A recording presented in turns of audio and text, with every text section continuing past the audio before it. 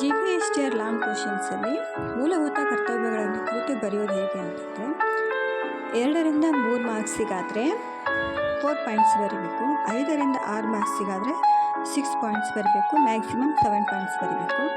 ಇನ್ನು ಮೂಲಭೂತ ಕರ್ತವ್ಯಗಳು ಅಂತಂದರೆ ನಮ್ಮ ಸಂವಿಧಾನ, ರಾಷ್ಟ್ರಧ್ವಜ, ರಾಷ್ಟ್ರಗೀತೆಯನ್ನು ಗೌರವಿಸುವುದು, ಸ್ವಾತಂತ್ರ್ಯ ಚಳುವಳಿಯ ಸ್ಫೂರ್ತಿದಾಯಕ ಆದರ್ಶ ತತ್ವಗಳನ್ನು ಪಾಲಿಸುವುದು, ಭಾರತದ ಸಾರ್ವಭೌಮತೆ, ಏಕತೆ, ಸಮಗ್ರತೆಯನ್ನು ಕಾಪಾಡುವುದು ಮತ್ತು ರಕ್ಷಿಸುವುದು, ಅಗತ್ಯ ಬಂದಾಗ ರಾಷ್ಟ್ರವನ್ನು ರಕ್ಷಿಸಿ ದೇಶ ಸೇವೆ ಮಾಡಬೇಕು, ನಮ್ಮ ಸಂಘಟಿತ ಸಂಸ್ಕೃತಿಯ ಪರಂಪರೆಯನ್ನು ಗೌರವಿಸಿ ರಕ್ಷಿಸಬೇಕು, ಪ್ರಕೃತಿ ಪರಿಸರವನ್ನು ರಕ್ಷಿಸಿ ಅಭಿವೃದ್ಧಿಪಡಿಸಬೇಕು, 6ರಿಂದ 14 ವರ್ಷದ ಮಕ್ಕಳಿಗೆ ಉಚಿತ ಶಿಕ್ಷಣದ ವ್ಯವಸ್ಥೆಯನ್ನು ಮಾಡಬೇಕು.